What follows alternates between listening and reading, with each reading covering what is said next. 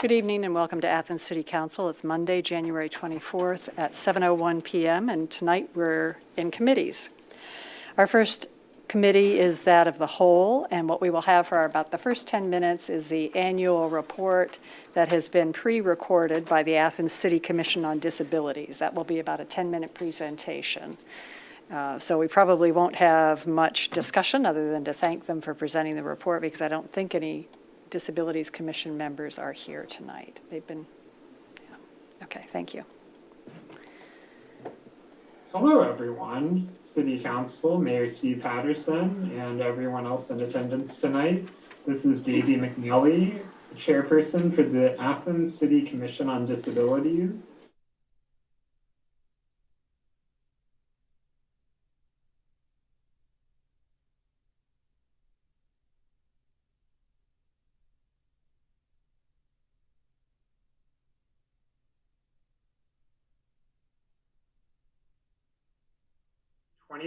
Year-end review for the Athens City Commission on Disabilities.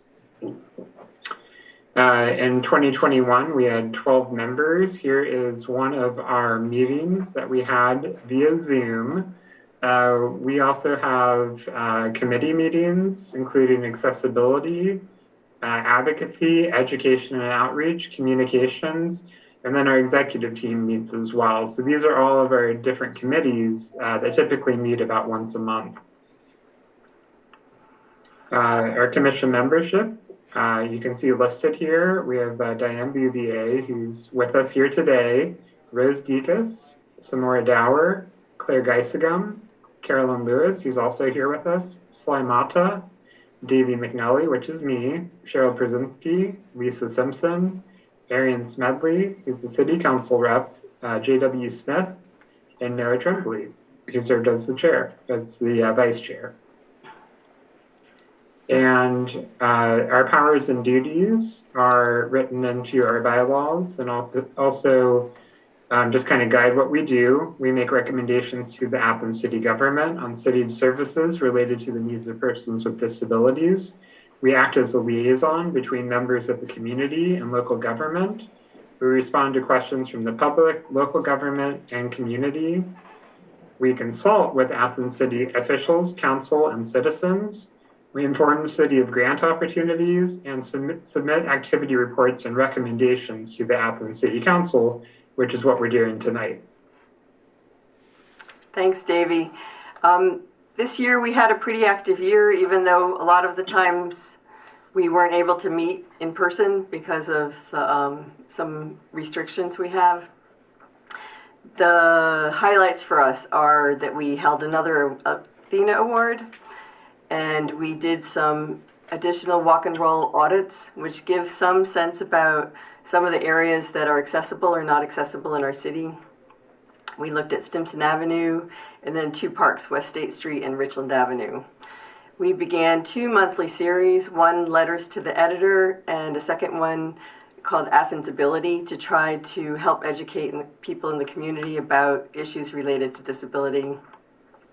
And we developed for the city a checklist for future streetscape and sidewalk projects. And Carolyn's going to give some more. Thank you, Diane. We brought the Southeastern Ohio Center for Independent Living Social to Athens County, collaborated with Age-Friendly Athens to improve accessibility, inclusion, and public spaces, recruited one new member to the commission, that was Lisa Simpson, and continuing to collaborate with Ohio University in any ways that we can. We met with the mayor's staff about universal design, training, and ADA coordination. Petitioned the Ohio Attorney General for ADA accommodation for in-person virtual meetings. Of course, as you know, many of our members have noted disabilities, and with COVID and immune systems so compromised, we have to be very careful, so we were able to do that. We designed and created a new Athena Award, and you see it here, beautifully designed by local artist Luke Hawk. Yeah, we were really happy with how it turned out. It's just a beautiful award, and yeah, it's tactile, but also visually really appealing. Some accessibility committee highlights. So even we meet monthly as a full commission, but a lot of our work gets done in committees. Our committee chairs for the Accessibility Committee were me, Davey McNelly, and Noah Tremblay this past year. We conducted walk and roll audits like we talked about. We even did a live stream virtual uptown audit, which was pretty cool to do. It was in real time and shared on Facebook Live and on the city government channel as well. We collaborated on the Bailey's Trail system to try and make that more accessible. We met with Paul Logue multiple times about the ADA transition plan. We piloted a project with David Riggs, head of the City Code Office for accessibility in local businesses. And we worked on some sidewalk renovations throughout the city. For the Advocacy Committee, that was chaired by Sly Mata. They reconstituted the committee this year, and what they focused on mainly was bringing in local and regional content experts so they could learn more about the issues related to advocacy and who might be potential partners for the commission. For the Education and Outreach Committee, I chair that committee along with Cheryl Brzezinski. We hosted, of course, the Athena Award ceremony, and by us not being able to do it in person, we had to be creative and do it by Zoom. The 2021 recipient is Barbara Conover with NeighborWorks America. She's a consultant for NeighborWorks America and the former director of Athens Village. We've taped WEB radio programs with Emily Votaw and also on conversations from Studio B. And again, worked with local artist Luke Hawk to create and develop a new Athena Award trophy. And I have to really give it to Barry Gilly because she worked really closely with Luke to share the vision of what the commission wanted to make it come to what the beautiful trophy that you see there right now with Barbara and Barry. The Communications Committee, co-chaired by Claire Geisigum and Arian Smedley, we wrote monthly letters to the editor and columns about COVID-19, how it affects particularly those with disabilities. We are managing AIDS, inclusion, living with a disability, and family. Those are some of the topics. We revamped the commission's Facebook page, developed, edited, and produced the virtual Athena Award ceremony, as I mentioned earlier, developed a resource guide for what's available when there are issues throughout the community for people with disabilities, and developed a guide to accessible events to promote inclusion of people with disabilities. As you can see here, and the three people speaking are all members of the executive team. Noah also served on the executive team, so that includes me, Davey McNelly, Noah Tremblay as vice chair, Dr. Diane Bouvier as secretary, and treasurer, Dr. Carolyn Lewis. We also wanted to thank people who have stepped down from the commission through various reasons. They include Claire Geisigum, Arian Smedley, Sly Mata, Samora Dower, and Noah Tremblay. We could not have done all the amazing work that we've done over this past year without their help, and we really thank them for their service. So here's how you become involved. Is that mine, Davey? Yes. Okay, thank you. Join one of our committees for a meeting or two, or attend a commission meeting. Anyone can email the Disabilities Commission at ci.athens.os.us to express interest. So we ask the people let us know if they need any accommodations to participate. Visit, like, and share the Commission's Facebook page, facebook.com/Athens Commission on Disabilities. We welcome you to attend our meetings and to become involved. So for requests and opportunities, we really enjoy collaborating with people on the city related to planning to make our community more accessible, streetscaping, educating, and looking at the city programs and services. So we're hoping that that will continue. And it's really important to have voices of many people when you're involved in decision making. So we appreciate the city's openness to having us there and the council's openness to having us here. And we support the city to have an ADA coordinator / diversity, equity, and inclusion position. We think that there's a lot of expertise that goes into positions like this, and without having one, each person who works at the city is responsible for for knowing the regulations and for performing the duties that would be fulfilled by those positions. So having a point person to help educate the city staff about this is important. So thank you. And that leads to thank you. So we couldn't do this without having strong collaborations with city officials and city council and the community. So we appreciate everyone who becomes involved in this work and look forward to working with you in the future. Thanks for having us come today. Yes, thank you very much, everyone. Thank you.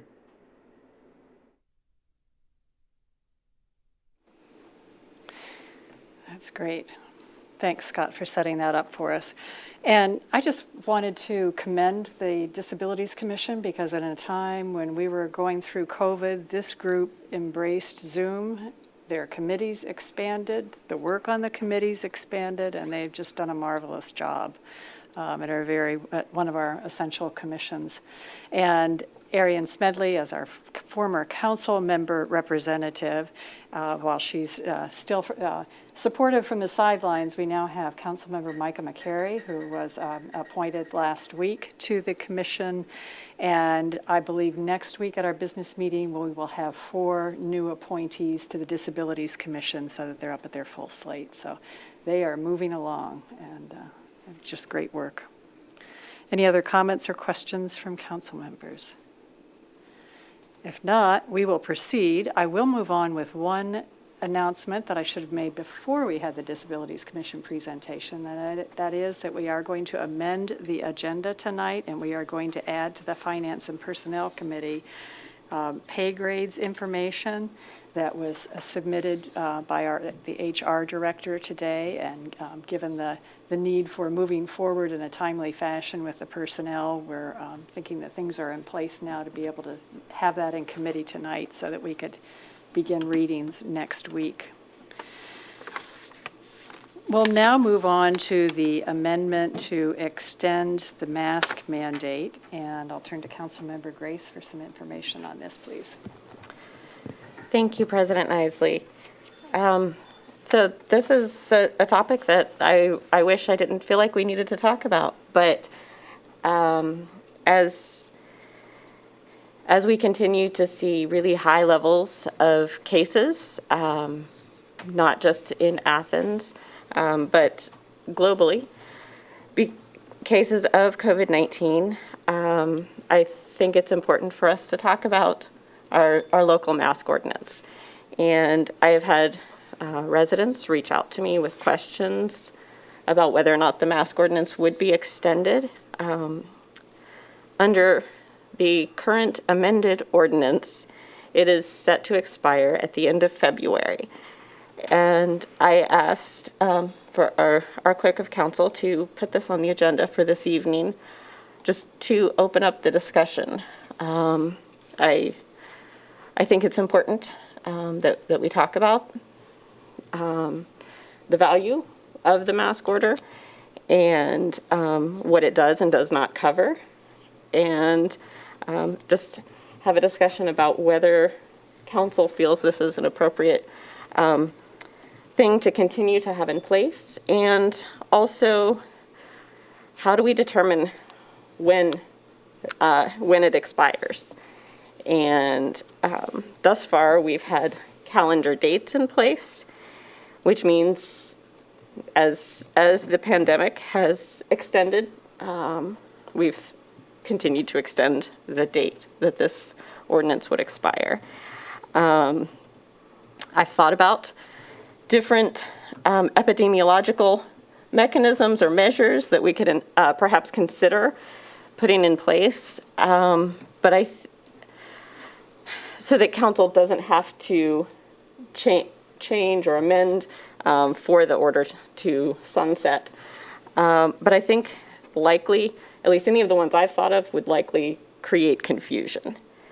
And so while thus far we've had to keep coming back to reconsider having this in place, I don't know a better mechanism than just pushing the date farther and watching the pandemic to see what happens, both globally and locally. Just for a couple of statistics, the last time our local ordinance was amended or it was introduced, and I had specific data as of August 10th, 2021. And as of that date, in the United States, there had been 35,991,203 cases of COVID. When I looked it up today, we're at 70,641,725, which is just absolutely stunning to me that we went from just under 36 million to 70,640,000 since August. The number of deaths in the U.S. as of August 10th was 615,778. And today it is 864,203. So to me, that number is incredibly sad. There is a positive in some ways that the rate of growth and expansion in the deaths due to COVID has not kept pace with the rate of cases, for which I absolutely believe vaccinations are to credit. But so with that data, and according to the CDC again, we're currently at 52.3% of the population 5 years and up of Athens County that is vaccinated. And Athens County has had 985 new cases in the past 7 days and 27 new hospital admissions. I believe we should extend the mask order, and but I'm open to discussion from council. Does anyone have any comments or questions? Sure. Councilmember Ziff. Thank you. Yeah, I mean, I'm not going to just sit here and echo everything you just said because everybody already heard it. But yeah, I'm in fairly firm agreement with you that I think, especially trying to define when we get rid of it, if we would try to use like when there's been this many new cases for this many days or weeks, and then it gets wildly confusing and out of hand. So going with a date that we can just go by, we can either end it beforehand or we can extend it if we need to, definitely seems to make the most sense to me. And it definitely seems like the kind of thing that we should still have in place. I know personally, as someone who works in the service industry, I really like being able to have some teeth behind me when I tell people they have to put a mask on if they're going to come inside. And I've had some people say they won't, and then I kindly ask them to please leave, and they usually kindly do, which is good. But I know it makes me feel better. I know it makes a lot of my fellow service industry people feel better, knowing that we have the backing of like an entity like City Council. So yeah, totally in support of that. Oof. Councilmember Crowell. Thank you, President Isley. Thank you, Member Grace. I agree with Member Grace and Member Ziff's comments. I just had a question. I don't know if you have the answer to it. I believe the Athens City County Health Department has been trying to, I don't know if these are officially established dates or tried to sort of target when we might be able to move beyond some of the restrictions we have. And I believe that was in March. Do you have any information on when they might be thinking about trying to, move on if things stay basically current the way they're moving now and we don't have a new variant or any other? They did, I believe they have set dates in the past that they've had to then set a new date. So I'm not trying to say anything, but I didn't know if you had any information about that. I do not. I don't know if the city administration does, but I read today about a variant of the Omicron variant. So that is also highly contagious. So I kind of threw up my hands and thought, well, okay, I'm going to keep wearing my mask.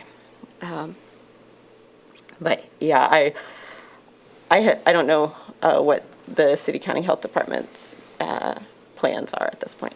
No, I'm sorry. Okay, thank you. I will look into it. Yeah, thank you. Other comments or questions from council members? Thank you, Member Grace. Yes. And President Isley. I think I've heard from the community, and I'm sure you have too, those people that say, oh, well, you know, it doesn't have any teeth. You know, what do I do if people aren't complying? It should have some teeth, and other people who don't want the mandate at all. But is there any way to add some more teeth to this, or should we not have that discussion?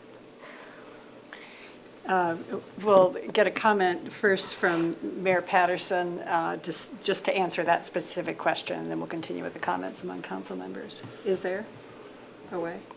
To add more teeth to it? Yes. Not to my knowledge. Is there a way to add more teeth to what exists already? You know, this ordinance places our law enforcement as the department that has to go and respond when complaints do come in. Right. So as a reminder to everybody, it is a complaint-based piece of legislation where someone calls the police department and says there's a bunch of people in store X, Y, or Z that are not wearing face coverings, and the police department does go and respond. And, you know, people are fairly compliant with putting a mask on, but often is the case, they'll get there and whoever was being non-compliant is no longer there. They left, similar to what Councilmember Ziff was saying, when you ask somebody, then I'm going to kindly ask you to leave, and then the person exits the business, whatever that business is. You know, back in 2020, we had, you know, basically the support of the state, because the state was mandating face coverings as well. And with that comes extra powers that we were able to use, and the health department could also help with some of the enforcement of the city ordinance. But other than that, you know, to change the legislation to somehow make it have more teeth, I don't know what that would look like. You know, and any change to increase the penalties or anything would have to, I'm sure, be vetted by the law director to see, is this something that we can do or not? But, you know, just as a reminder to council as well, and anyone viewing tonight, is, to my understanding, we are the last statutory city in the state of Ohio to still have a face covering ordinance.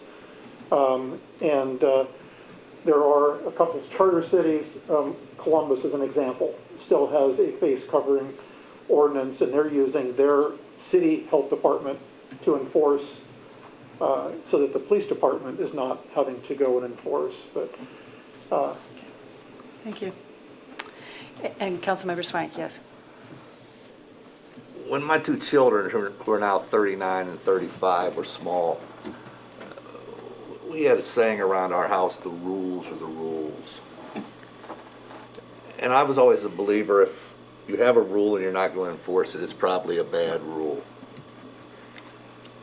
But as time goes by and we get older and hopefully get a little bit wiser, in this case, I thought of something yesterday that makes sense, I think. I look at people who wear masks as people who fall on a continuum. There are those who have the attitude, you can't tell me what to do, and they're not going to put on a mask if they have to. And on the other end of the spectrum, there are those people who drive down the street in a car by themselves and wear a mask. Take it extremely seriously.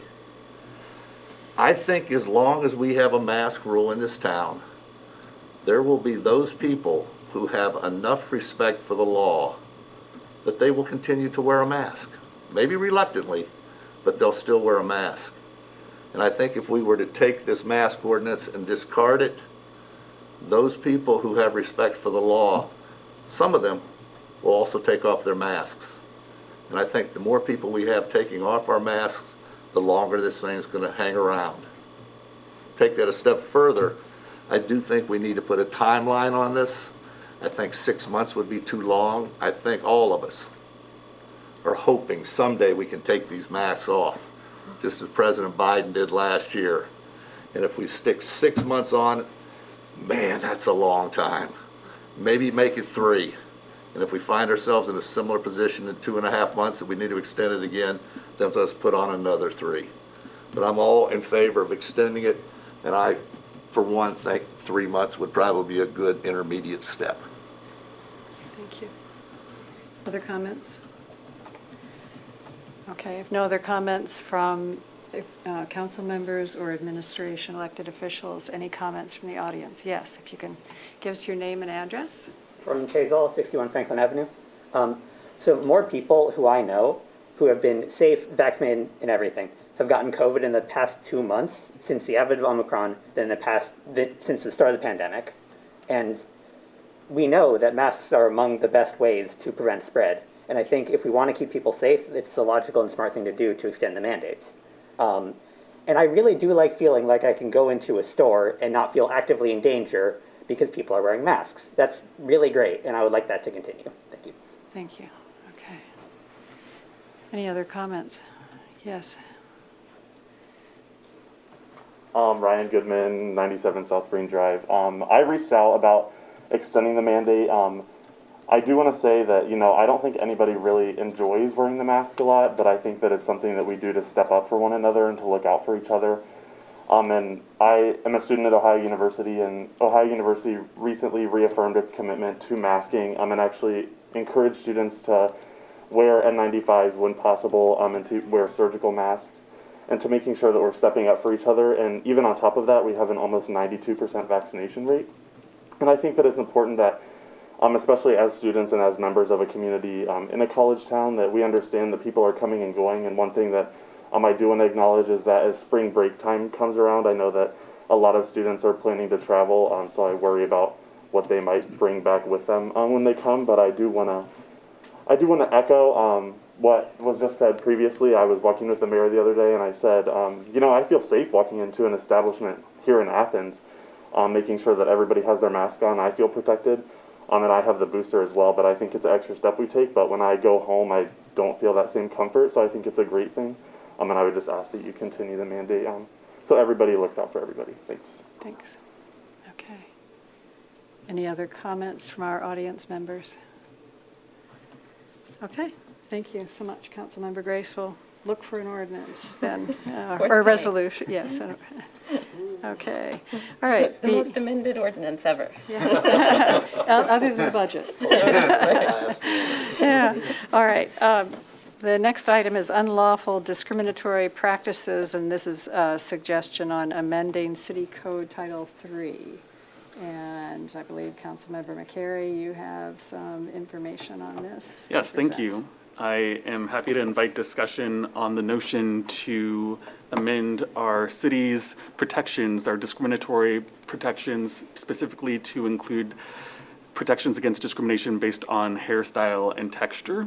This is something that has been in the national dialogue for some time, but it's part, from my perspective, of Athens' anti-racist journey to introduce protections and educational initiatives that help us intentionally combat the implicit biases we sometimes carry that can interfere with people who have varying styles of hair, from participating effectively in a job interview, from being told in the workplace that they need to change their appearance because it's deemed unprofessional by specific standards that are often racist.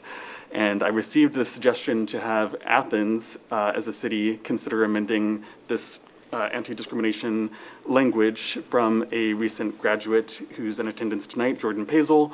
And I have also been in contact with members of the community who in some cases have shared their personal experiences with discrimination based on hairstyle and texture anonymously. In other cases, they have emailed to say that they would support any protections, but I would say that this is something that is very personally impactful to a large segment of our population who we often don't see and often don't hear from, and sometimes that means we have to speak up for those individuals. So I know that this is something that has not yet received federal protections. We have some states that have adopted this additional level of protection, and we have some cities within Ohio, including Columbus and Cleveland Heights, Akron, Cincinnati, I would like to invite discussion on making sure that our already robust anti-discrimination language include additional protections around hairstyle and texture. Any comments or questions from council members? And I believe you do have a draft legislation that you're looking at. Yes, I should mention that the law director has given some preliminary consultation on the approach to this, which would be amending our current language as opposed to what you may see if you look in the news is a lot of branding of this initiative known as the Crown Act, which can stand for different things. But in our situation, this would be an introduction of an amendment that would go through 3 readings before becoming our new practice. Okay, and Councilmember Grace, did you have a question?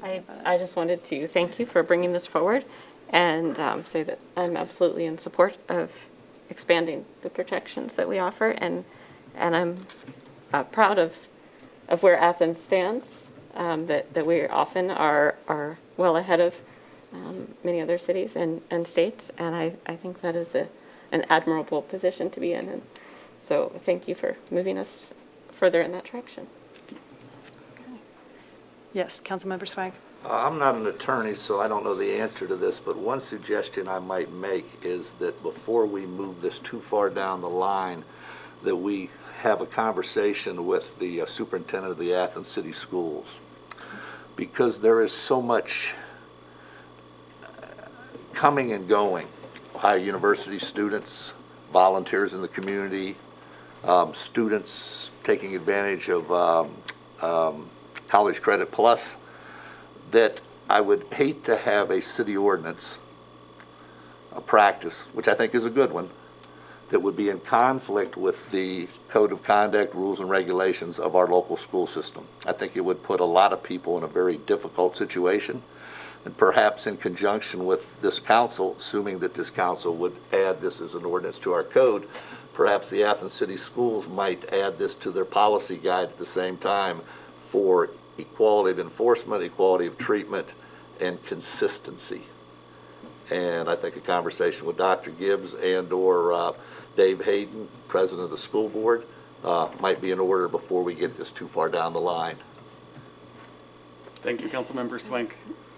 And I would add that there are some great examples of the educational efforts that need to accompany this kind of legislative change out there, including the collaboration between the City of Columbus and Ohio State University, not a K-12 comparison, but in making sure that that educational piece is there, recognizing that some people may deem hairstyles inappropriate because they might present a health and safety concerns, such as you're doing food service.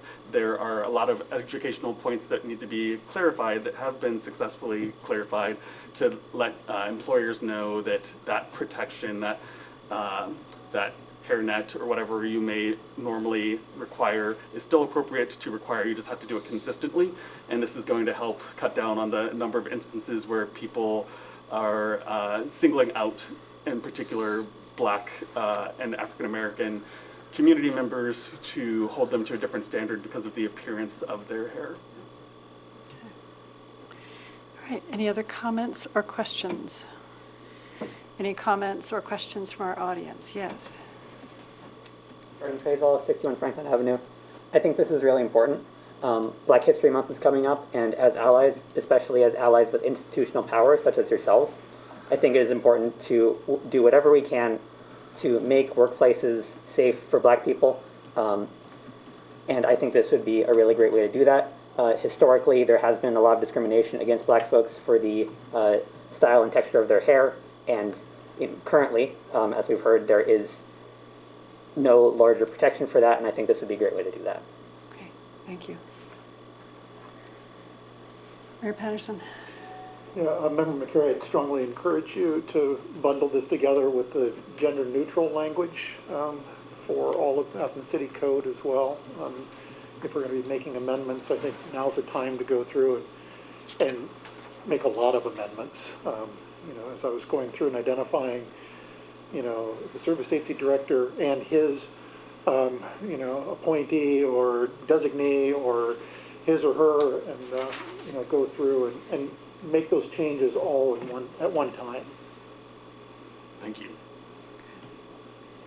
All right.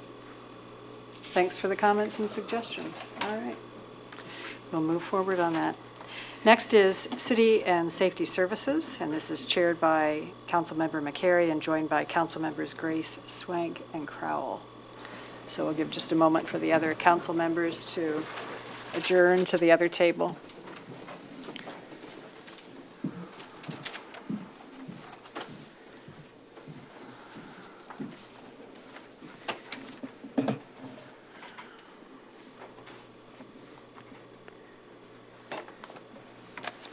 Thank you, everyone. Happy to begin our City and Safety Services Committee meeting for this evening. We have just one agenda topical item, and that is garbage and recycling.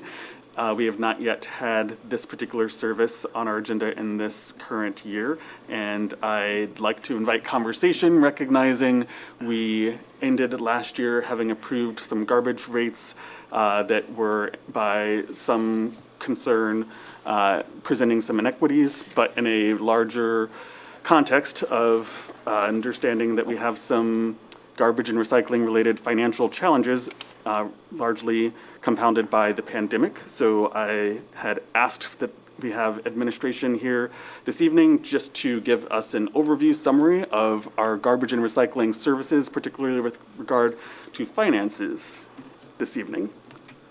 And I don't believe we have Director Riggs with us. Yes, he is. Oh, we do. There we He's go. here. Yes, wonderful. Thank you. He was So, here. He was here early. I would like to ask Director Riggs if you would provide that summary. Thank you. Good evening. My name is David Riggs, and I just wanted to be here to answer, mostly here to answer questions for anybody that has them. The solid waste and recycling fund has been in a sort of a decline, and we think we corrected that with the last fee schedule adjustments. Although we have not seen that, because we bill in arrears, we have not seen that yet. We expect to have that billing information available by the end of beginning of February. We should have some of that information available, but we think that actually has that negative slide has been corrected. And if you recall, when we first did this agreement with AHRC, we wanted to try to make a net neutral fund, so it wasn't increasing or decreasing. We missed it just a little bit, and we think we've made that adjustment, and we should be at a net neutral for the most part for this fund. So I'm available for questions if anybody has any. Yes, could you summarize any complaints or concerns you've specifically received up to now about garbage and recycling rates? I checked with our utilities billing, and we have not heard anything from the community about the new rates, although I think everybody, or almost everybody, should have seen them on their bill by now. We've got very, very little response. Thank you. And for those who haven't been here for recent conversations about the pandemic's impact on our cash flow, can you comment on that? Yeah, this has been going on for a while with our solid waste fund, and the COVID-19 hit about the same time the contract went into effect. And what we ended up with was a loss of funds because students weren't here, they weren't participating. We were billed the same whether or not we have students, and because we didn't have students in 2020, we had a lot more in 2021, but a lot of the events didn't occur that we would normally receive revenue from. That didn't happen, and we saw a net loss. We've made that up by influx from the general fund into this enterprise fund to balance that, and we think we're in good shape with it at this point. Thank you. I'll open things up to comments and questions from other council members. Yes. Thank you, Member McCary. Thank you for being here, Director Riggs. Sure. As you're well aware, and I think most of council is aware, in 2021, we decided to stop our contract with the Big Belly collection containers in the downtown area. And for those who are not aware, That was a contract in which we did not own those receptacles. We paid an annual or a monthly perhaps fee to the Big Belly company to have those in our town. They included a solar-powered compaction, which was a really cool technology and works, I believe, fairly well. However, what it really gives to you is the ability to lessen your pickups, right? Because if you're compacting that material, you could pick it up every other week, and please correct me when I'm wrong. You could pick it up every other week. However, our contract with our waste hauler, they were picking it up every week. And so City Council heard this information and decided that it was probably better to own our own containers, not to be paying that monthly fee. And so we went through the process. Now, I know that there are some expenses that came to your budget for removing those and getting out of that contract, et cetera. What I'm looking at is, have there been some projections over the next sort of maybe year, 2 years, 3 years about some of the saving? I mean, because we will incur savings there over the long run, am I correct? We expect to see that, yes. We had to buy the new containers, and those have all been installed. I think you've seen them. I think they look really nice. They're not compacting containers, but they are solid waste and recycling containers that have replaced the Big Belly containers that were up there. So we'll see some decrease in the cost in that fund. I actually have, if you would allow me, a chart. Pass this out. Where I'm trying to project, and again, this is a guess because we don't know what the for sure what the fund is going to do until we actually see the revenue. But I'm making a guess for this next year, this coming year, of where we're going to be. And you can see I'm almost, this is the little orange dots. I'm almost flat on that, which is what we expected to be. That does include all the savings we're going to see from the reduction in Big Bellies, increase in the fee rates that were approved last year, and tried to take everything I could into account when looking at this. But that's my projections that you'll see there. So we're almost going to be dead even on this fund, not increasing or decreasing by any significant amount. Thank you. Any other questions from council members? Committee members, I should say. How about other council members? Administration. One comment that I would have is that it's important to remember that our term of our contract is up in the end of June in 2023. So when you back off, the process for submitting a request for proposals, evaluating those proposals, and then if we go in line with what this body did the last time, which is City Council wanted to retain the authority of awarding those rather than delegating it to the Service Safety Director to award, we're going to have to prepare, in order to meet the timeline, we're going to have to start letting that new request for proposal probably in the second half of 2022. So, I would recommend that your committee or whatever working group you assign, sir, would start working that in probably the July-August timeframe, looking at if we do want to do changes with our solid waste collection process and our contract, that we stick that in our request for proposal so that companies that bid for that have time to understand it, and then subsequently we can prepare that request for proposals, get it out in a timely manner, and not run into problems like we did the last time, which required multiple extensions on the existing contract when things came back in. Thank you. And Director Riggs, could you comment on any requests you've received for additional services related to garbage and recycling? Well, as you know, this last contract, we added composting services, basically as a super pilot program. We've had some suggestions on how to tweak that better, so we'll look at that, as well as maybe reviewing some of the base allowances that we have in the contract. Currently, right now, like I said, it doesn't matter whether a resident picks up 0, 1, or 2 bags, gets picked up by the contractor, we get charged exactly the same amount. So there's no direct connection between the amount of solid waste that's collected and the fees. It's a guess, and we could probably work on adjusting that. Thank you.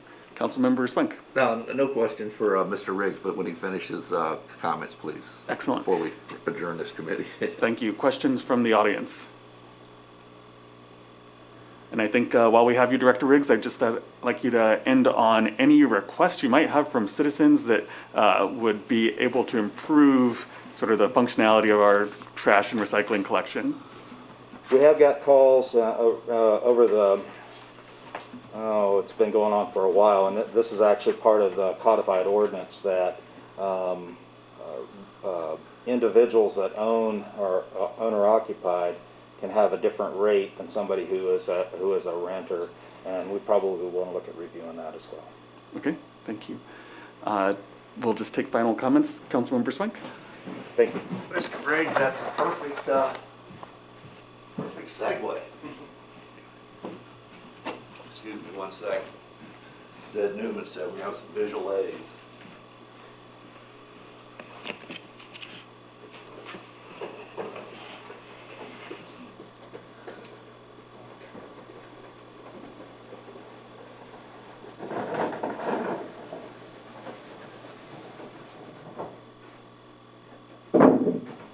Don't worry, Jimmy Hoff is not in any of these. Those people here don't know who Jimmy Hoff is. It's funny that you mentioned that. I've seen enough mystery shows. Okay. I thought about that the moment I said this. All right. This wasn't Judge Crater. 3 of your neighbors. The trash from 3 of your neighbors. Neighbor A, neighbor B, neighbor C. In addition to putting out this trash, these are good neighbors. We also have a big blue can behind, which you're going to have to envision. That blue can is the recycling container. They're real good neighbors. Because behind that blue can, each of them has one of those little green cans, which is composting. Well, let's forget composting for a moment. Put it over here. Let's just look at the trash cans and bag and the blue recycling containers. Who pays the most on a monthly basis for their garbage? Is it neighbor A, neighbor B, neighbor C? How many think it's neighbor C? Big can. How many think it's neighbor B? How many think it's neighbor A? Well, if this happens to be a renter, one person who puts out just this much garbage, they pay $22 and a few pennies every month. These two, $15 and a few pennies. Because these are owner-occupied houses. Just because they're owner-occupied, they get a discount over the renter. Even though they're putting out substantially more trash. Of these two, who pays more, who pays less? Neither one. They pay the same. In fact, this can could be this big. And they pay the same as this person. Mr. Stone is correct.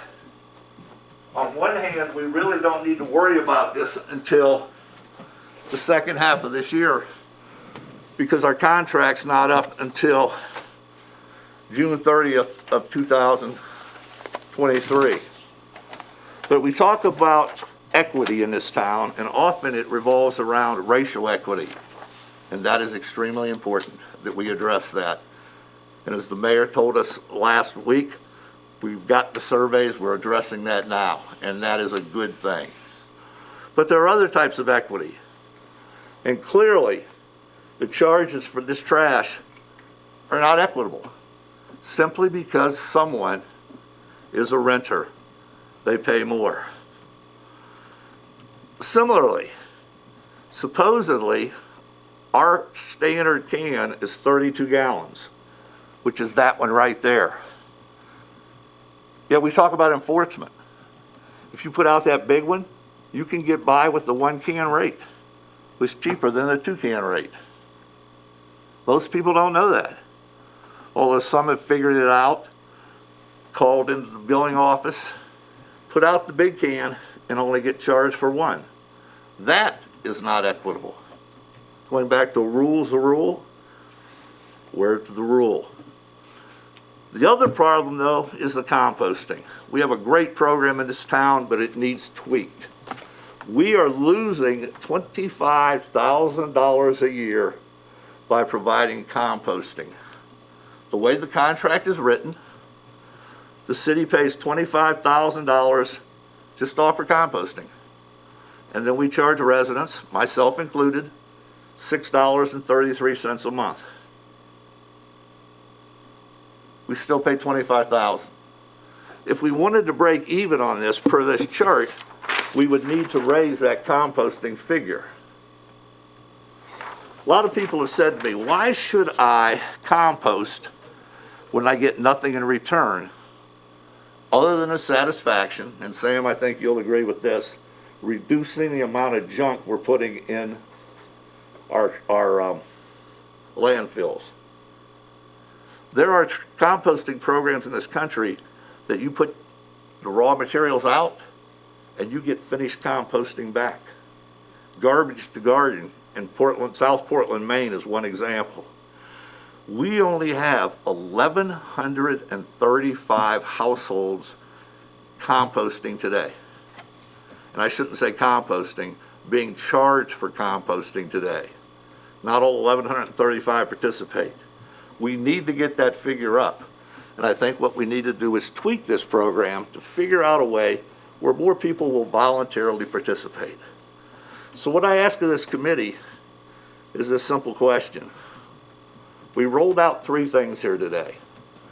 Inequity between a renter and a homeowner, inequities in what we charge for our trash, and a composting program that needs to be tweaked.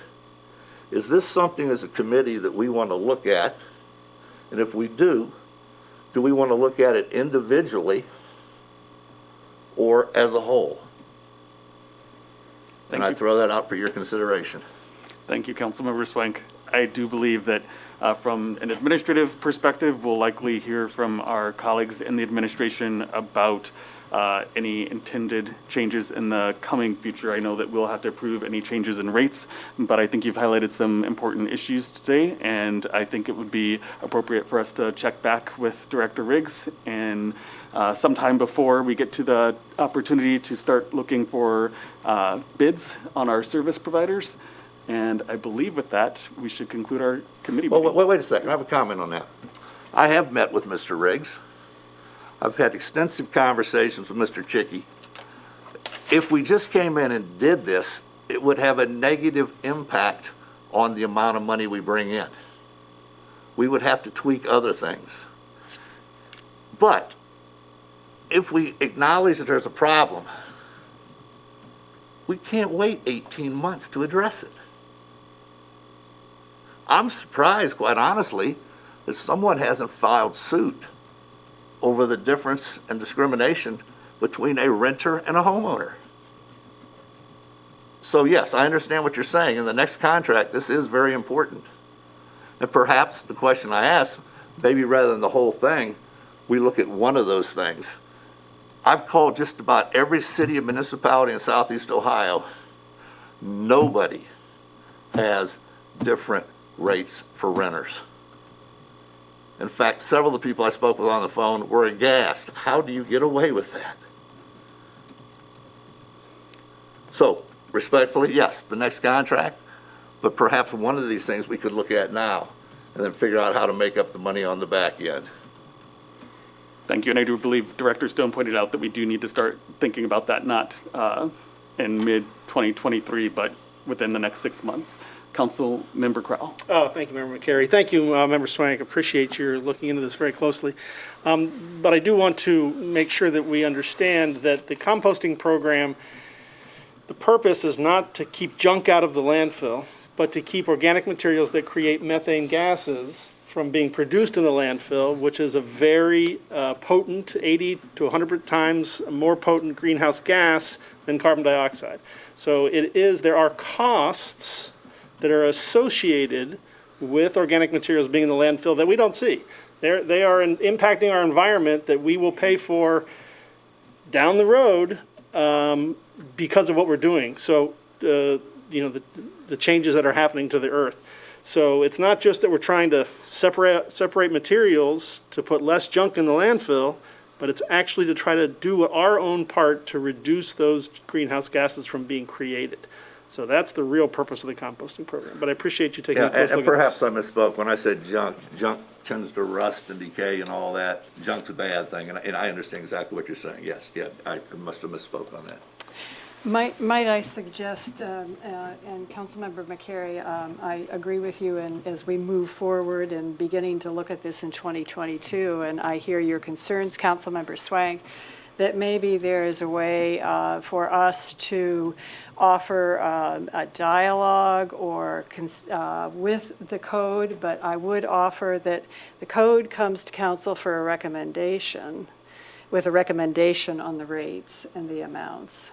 And so we want to make sure we're working with the code office as we move forward on this, and respecting their expertise and the amount of research that Code Director Riggs did in preparing for this last amounts. Thank you. Councilmember Grace. Thank you, Member McCary. And I just wanted to sort of add on to the conversation about the composting, in that Member Swank asked, well, people say, why should I compost if I'm not getting anything out of it?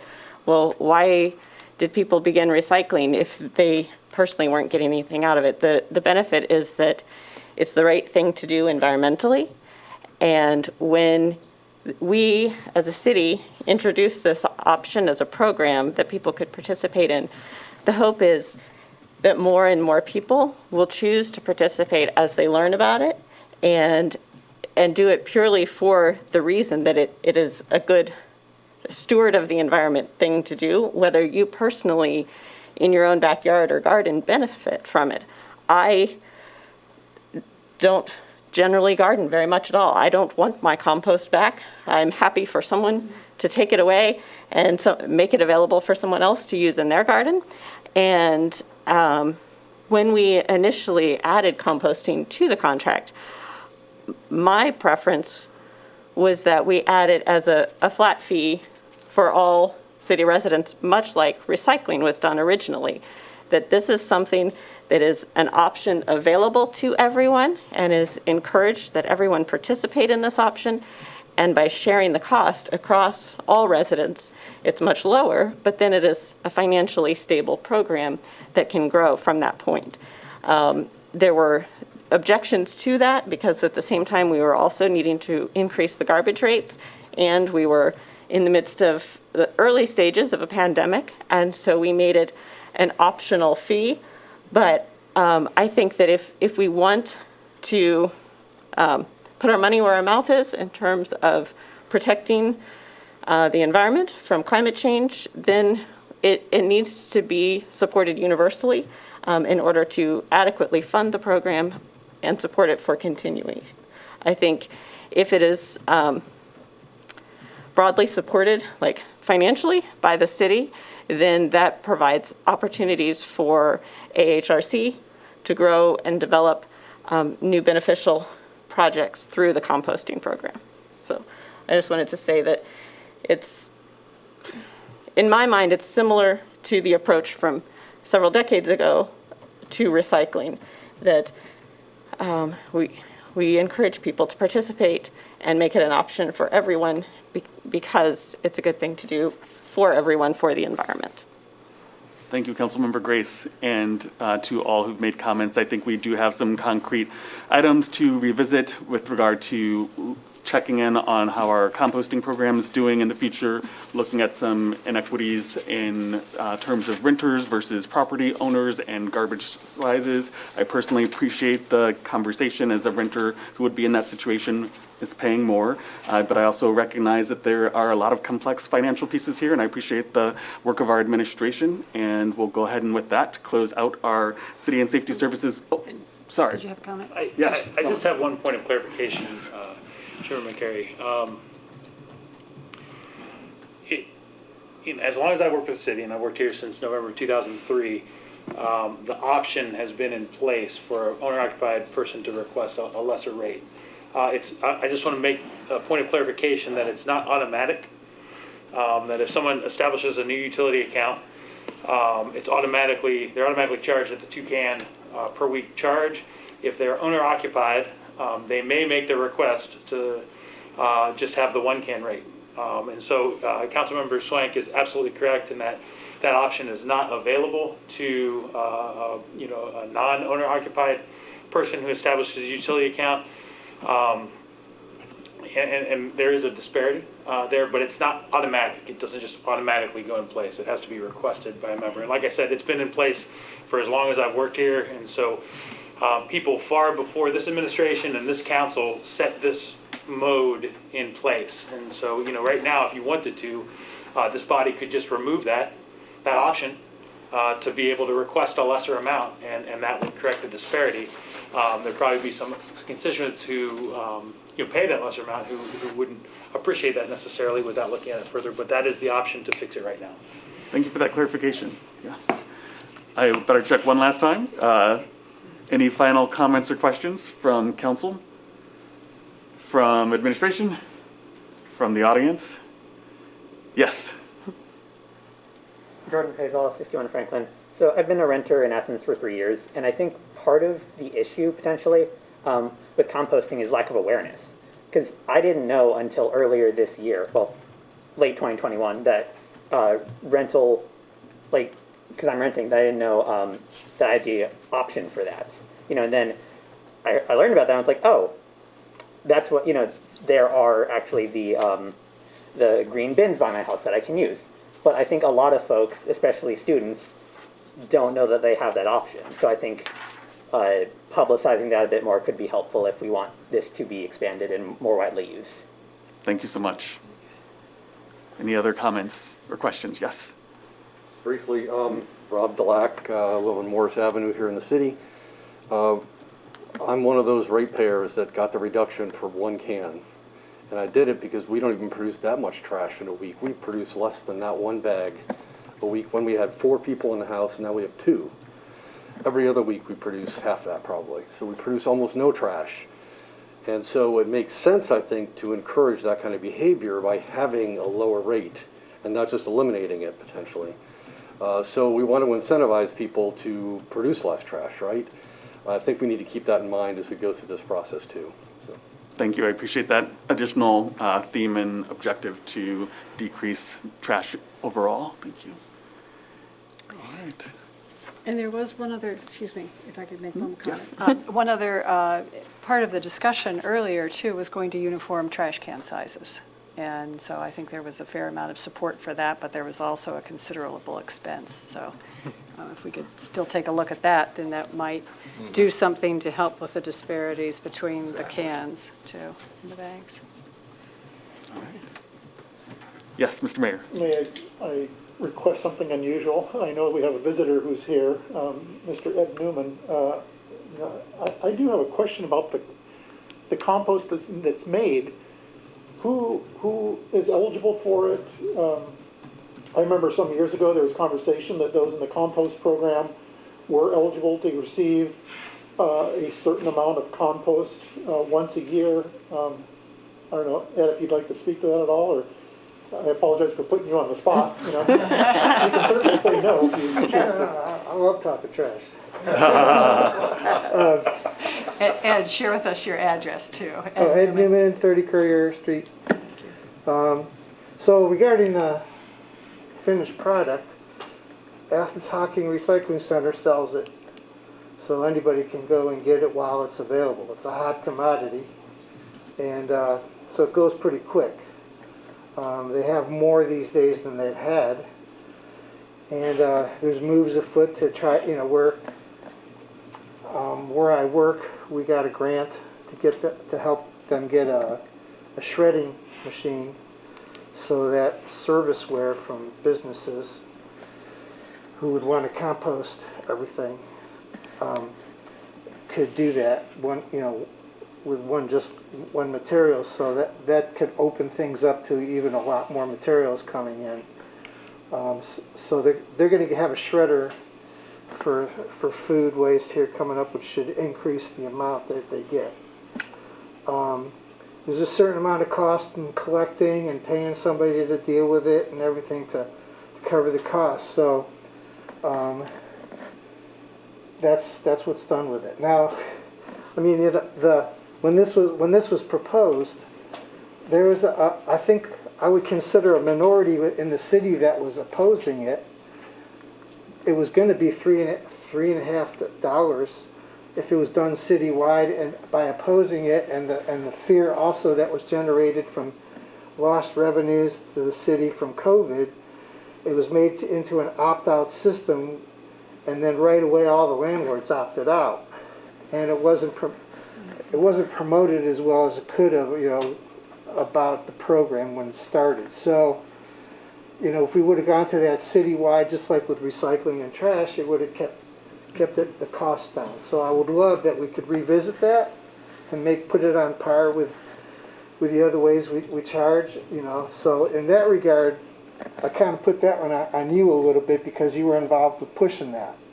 Now, I also applaud you for bringing up these disparities about charging, because the more somebody generates in trash, we should be charging more for that instead of less. We're encouraging people to generate more trash and not use these progressive systems that we put into place to address that. So if somebody's composting and recycling sincerely at how they make waste, these other systems that we have in place will bear the brunt of that for a pretty inexpensive amount and reduce the cost of this trash. And that was the whole idea. So whoever set that in 2000, in those earlier days, was misguided, and I would love to see that changed.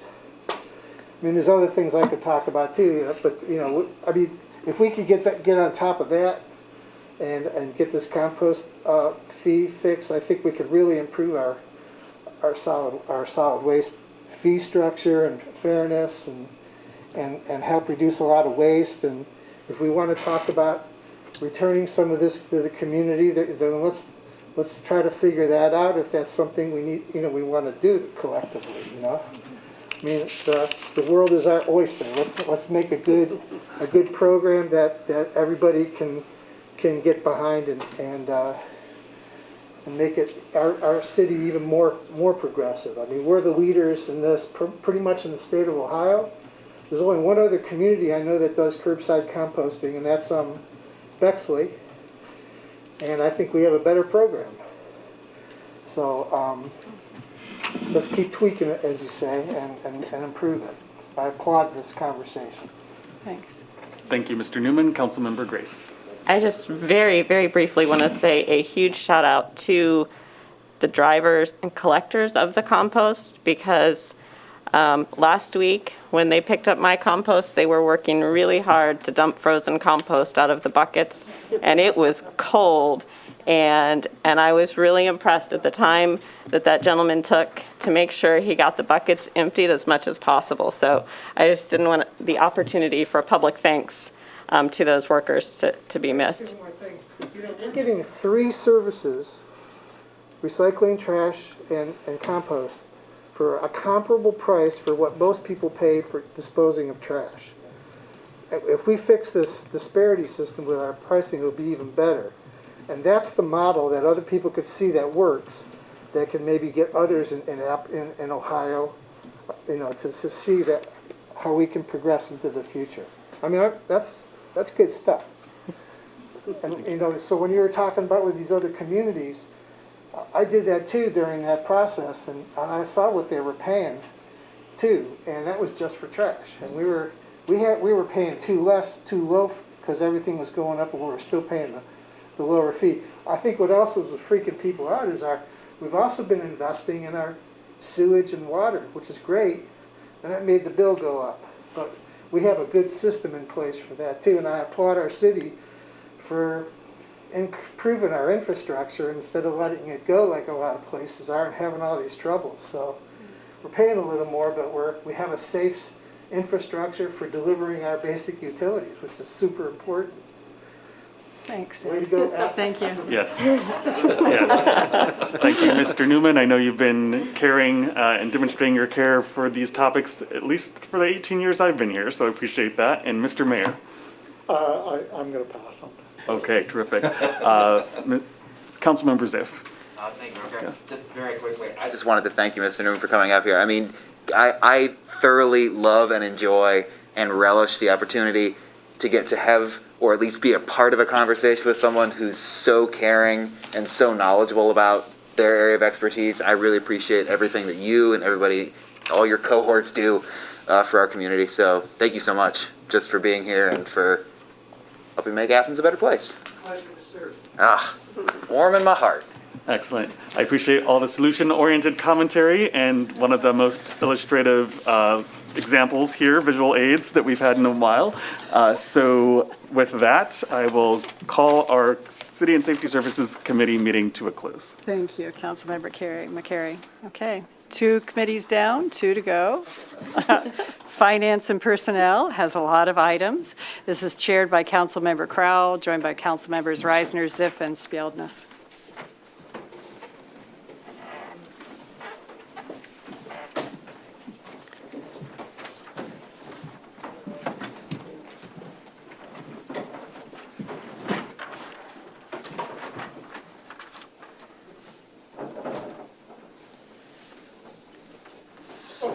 Thank you, President Isley. We have a number of items on our agenda tonight, but hopefully we can move through them.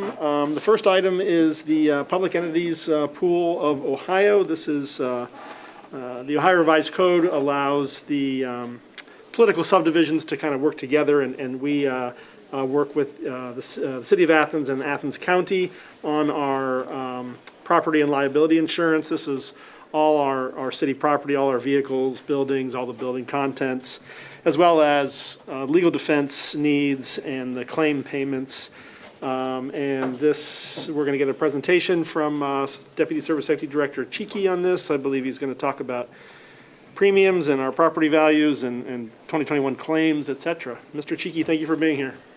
Thanks. The second most exciting thing to talk about tonight behind trash. So I hope to keep you engaged on what some may think is a bit boring, but is vitally important to the City of Athens and protecting our residents and our city infrastructure. We're part of a group called the Public Entities Pool of Ohio. We call it informally just PEP or PEP Ohio. So if I say PEP or PEP, that's what I mean is Public Entities Pool. We're a collective. The group that we're with is a number of other cities, municipalities, townships, parks and rec districts, villages. Did I say townships?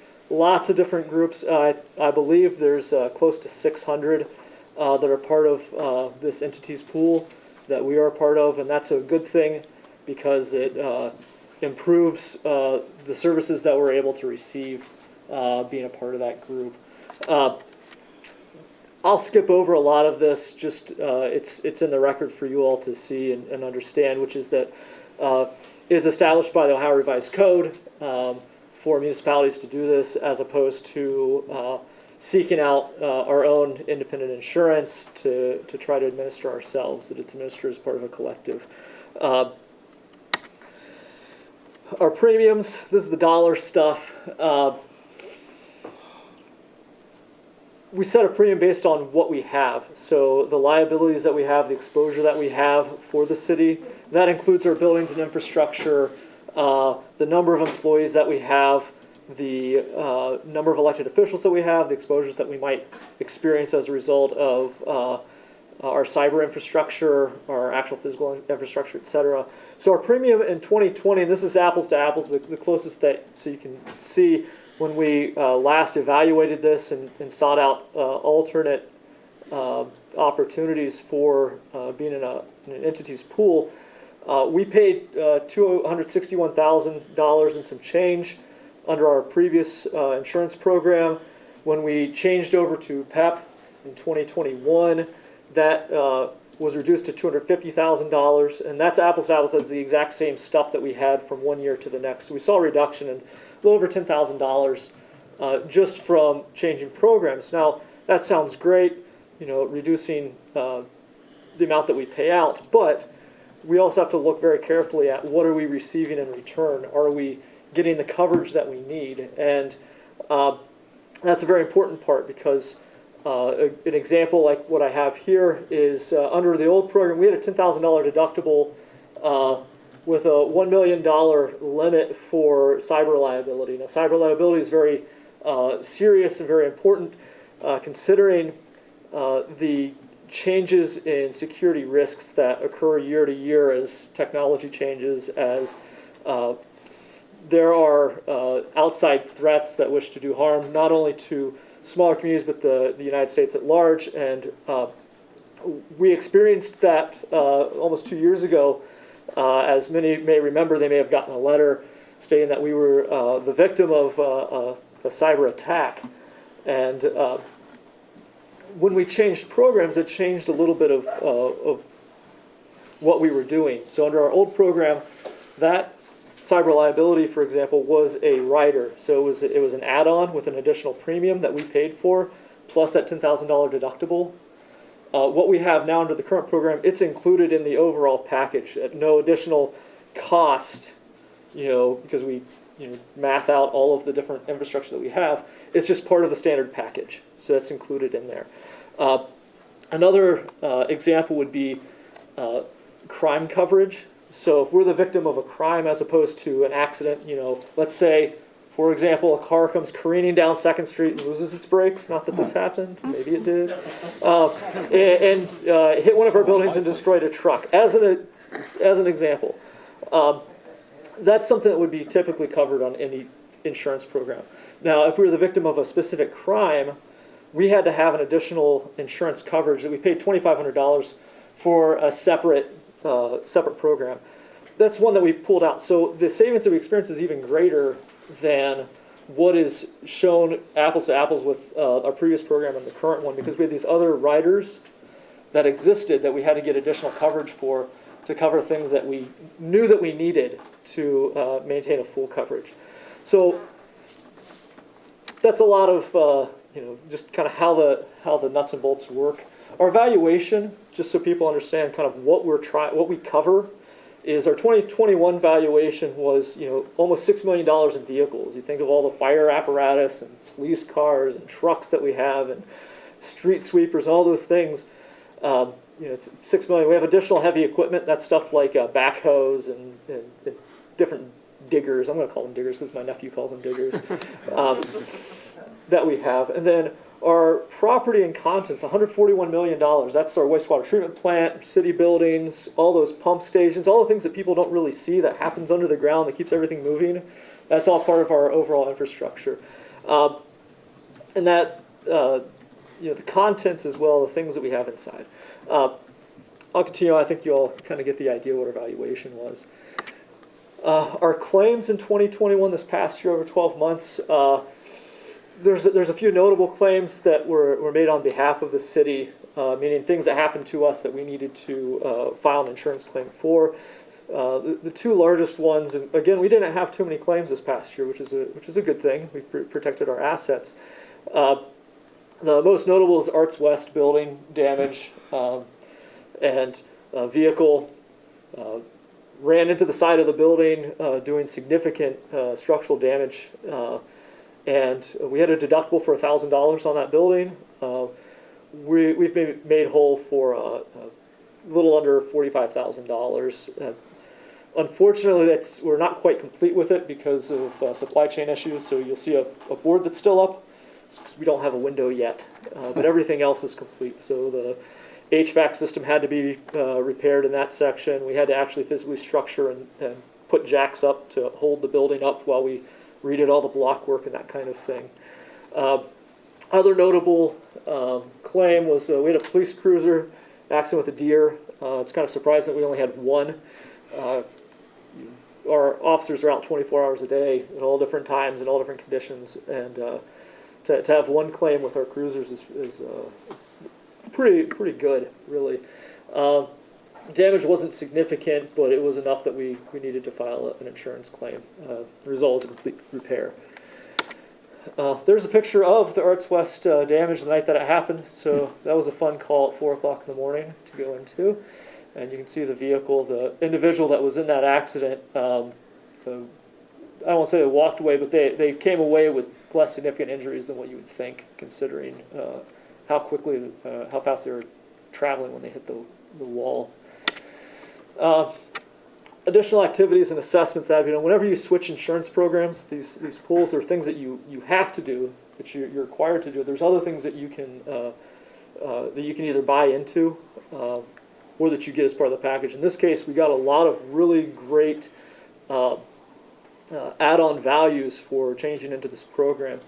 The risk control assessment is something that you have to do. So we had a claims agent that came that their expertise is in risk assessment, and they looked at all of our buildings and policies and procedures and different things, and they came away with 9 recommendations for the city based on risk control. That's how our building infrastructure works and policies are. One recommendation was noted as critical out of all of the recommendations, and that was for the structural deterioration of Station 1, our fire station headquarters, the apparatus bay, and at the time we were doing that, we were noticing some significant structural issues, and as many of you may know, we're in the process of having a more robust discussion about replacing that fire station, and that risk assessment confirms some of that work that we've had to do so far in their notes. There are additional recommendations that were made that were specific to Arts, Parks, and Rec. Most were minor recommendations, things that are suggestions. Some are things that we really should do. So playground inspections is one, for example, where we're supposed to have a certified playground inspector that's inspecting the parks on a regular basis for safety things. Now that's a recommendation, for example. IT cyber risk assessment was another independent assessment that was provided by our insurance pool. They brought down an individual that reviewed all of our cyber risk policies and procedures, how we were storing data, a lot of technical jargon that I'm not the person to ask because I don't know much about it. But there were 4 recommendations that were made to improve the strength of our security and our cyber network and our cyber environment.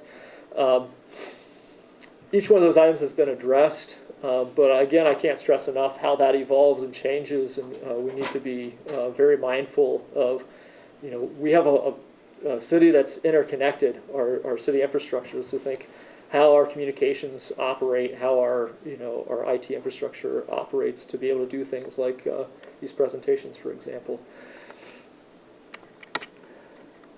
And then finally, as far as assessments that we had conducted, we were required to have an independent building appraisal. So we had an appraiser from a third party visit us for about a week and reviewed every piece of infrastructure that we had, including every pump station, lift station, the large buildings, the small things that we have, every little piece of shed that we had out, behind the water treatment plant, for example. They reviewed every single one of those. The thing that's most notable about this is that reevaluation. Some of the things that we had insured, we were over-insuring. So there's a value attributed to each item that we have. Some of those things, if there was a catastrophic event, even though it was a high cost to build originally, the risk for the deterioration of those buildings through a catastrophic event is very, very low. So they're reevaluated for what would be reasonable. Whereas we have other infrastructure that we had severely underinsured.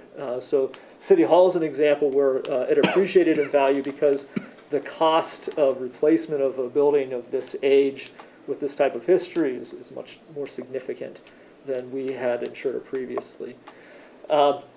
We reduced our total insured value, that's what TIV stands for, total insured value, by about $21 million, which will result in additional savings in our premium that we paid out. And that's, again, just adjusting and looking at what we really have insured and what the values would be for our actual replacement, which is a good thing for us. Is we have a better coverage for the things that we need to cover. Overall, to recap, our 2022 premium we anticipate to be less than 2021 based on our total insured value. There's a little bit of a change that we are still working through, and one of those is the switch over to our enterprise fleet system. We already, we have a lot of vehicles that we have currently insured, so we've got to sunset those vehicles. We're bringing in these replacement vehicles, and you don't want to have both of them on the spreadsheet at the same time. So be very diligent about removing those off, and we've requested Enterprise, the company that we've been working with, as soon as we get a new vehicle in, we want the old vehicle out of here and off the rolls, because that will cost us. So it's kind of a dance that we have to do there. The last couple of notes that I want to make would be the program that we're currently in is endorsed by the Ohio Municipal League, which we're a member of. We were part of a program for a very long time that was endorsed by the OML, and several years ago they changed their recommendation to this program, and many thanks to our local agent through this, which is Matthews Insurance and John Miller, for suggesting us taking a look at our insurance program that we were in and reevaluating for better value and better coverage. We have opportunities for other little fun things.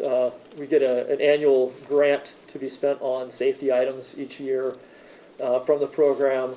There are additional law enforcement resources that we have access to. So in addition to what we subscribe to for our policies, we can have different things reviewed by our insurance to evaluate risk and exposure. And it's really what the point is to reduce our overall exposure.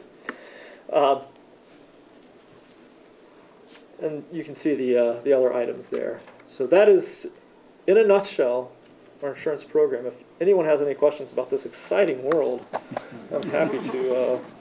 Well, Mr. Sheehy, thank you for being here today, and I appreciate the work you've done on this, with Mr. Miller and your own research into saving money for the city and increasing our coverage. Are there any questions from the committee? Yes, Mr. Reisner. You mentioned that we're insured for crimes committed against the city. Is the value of how do they value the crime? I can think of different scenarios where, say, you have a thief that breaks into the garage and steals a bunch of catalytic converters. Okay, that's one type. But then you could have another where perhaps a dishonest employee would somehow embezzle several $1,000s and that money disappears. Both are crimes, but both are very different in their execution. So does the insurance policy in any way take that into account? Or? Oh, yes. The answer is oh, yes. And it's broken down. There's probably north of 60 different types of legal defense coverages. It's called legal defense. That would include things like theft in office, outside crimes, inside crimes. A program that I did not mention, which is the faithful performance of duty, which is a replacement for what people traditionally call a bonding, is similar in nature. That's another thing that we're enmeshed in this program. And I'm happy to provide all of those individual categories and the deductibles, and most of them are a $0 deductible. What we have is a very, very good insurance program. The higher risk items have a higher deductible, but most, probably 50 of the 60 plus, have a $0 deductible as part of our package and our premium. It's very, very good. Thank you. Other questions from the committee? Yes, Member Sprouts, Yes, I don't have please. it. Yes, thank you, Member Reisner. Well, thank you, Andrew. That was very clear, and really appreciate your presentation. I do have a couple of questions. I don't have the piece of paper in front of me, but I noticed that you were mentioning deductibles. There was a few of them that had like a $15,000 deductible and then a $5,000 coverage. I find that a bit Well, confusing. it would be $5 million coverage. Oh, well, it didn't look like that from. Okay. And in one place it definitely did. In a couple of other places it looked not like that. So I was a little puzzled. Yeah, any of the, so a high risk deductible, those are things that you see like $5,000 to $15,000. Nearly all of those that I think that they're all at least $5 million of coverage for those high risk deductibles. Everything else ranges between coverage $250,000 to $1 million, also $5 million coverages at $0 deductible. Okay, Yeah. thank you. That makes sense. Other members, yes, Member McCary. Thank you. I saw that we had some areas identified with Arts, Parks, and Recreation, and I was curious if the pool was one of them. The pool was one. And again, these are recommendations. We provide a written response. Sometimes it's a matter of clarification.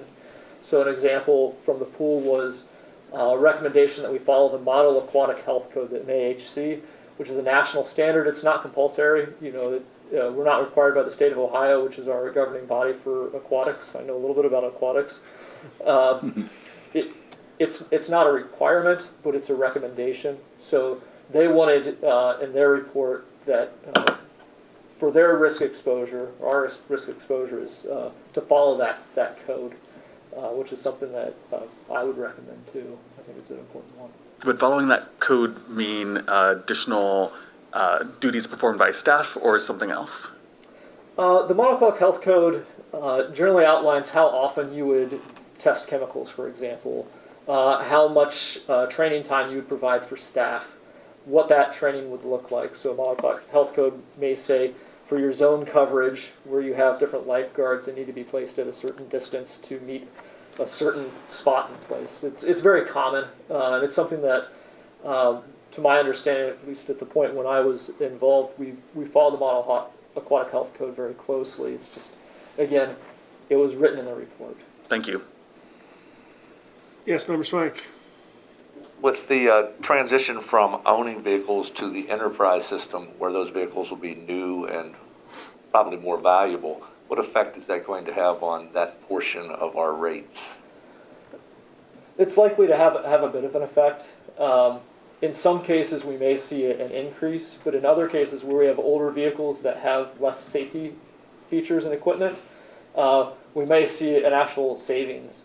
So an example would be, our police cruisers, as they have a better rating for safety because they're under our insurance program, they're a high-risk item, right? Because they're driving at a higher speed on city streets, those kinds of things. In that case, we would actually probably see a reduction in our premium, whereas some of other equipment and vehicles, we may see an increase. Thank you. Other questions? Administration? Public? Thank you very much, Mr. Cheeky, for being here. Thank you. Thank you. Good job. Okay, moving on. Next item on our agenda is the 2022 NOPEC Energized Community Grant. NOPEC is the Northeast Ohio Public Energy Council, of which Athens is a member. Very interesting this year, Mayor, that there's no application necessary for this grant. It was just provided basically to us in the amount of $7,450. And this needs council authorization in order to accept this money and do something related to energy. I believe the mayor's office has a few ideas about maybe how to use this money, which I appreciate. Are there any questions about this 2022 grant? From the committee, from other members of council? Public, administration, you want to comment? Yes, please, Mr. Reader. Would you like to hear about some of those possibilities? Yeah, sure. Just as a reminder to council, the first year we received that funding, this grant, we used it to add solar lighting to our bus shelters in the city. The subsequent years, which this is our fourth year, I believe, of receiving this particular grant, we put mid-block freestanding solar lamp posts in the Far East neighborhood. This year, actually last year, we had enough of the money coming in from that grant to purchase additional freestanding solar lamp posts. But this year, one of the potential projects that I would really like to apply the $7,450 to would be in the community center, in the basketball court area. If you go into the community center and look up, you will see T8 fluorescent bulbs, which interestingly, when I was sitting in your seats back in 2012, the Perfection Group came and gave us kind of an a la carte energy efficiencies for the city. And one of the things we did take on at that point in time was to upgrade the lighting in a lot of our buildings with T8 fluorescent bulbs. We all know that now LED is way more energy efficient than T8 fluorescent bulbs. So what we'd like to do, and I've tasked Catherine Ann Jordan, the Director of Arts, Parks and Rec, to find out what the cost would be for, what was it, Andy? 58 fixtures. And Andy knows that because he counts them when he's in there on the treadmill. I have not gone that far when I'm walking on the track and counting them. But regardless, I think that we have a real opportunity here to see some great energy savings, like at least electric bill savings, by switching over to LED lighting, at least the majority of it in the basketball court, pickleball area of the community center, and the walking track and jogging track. Excellent. Thank you, Mayor, for that information.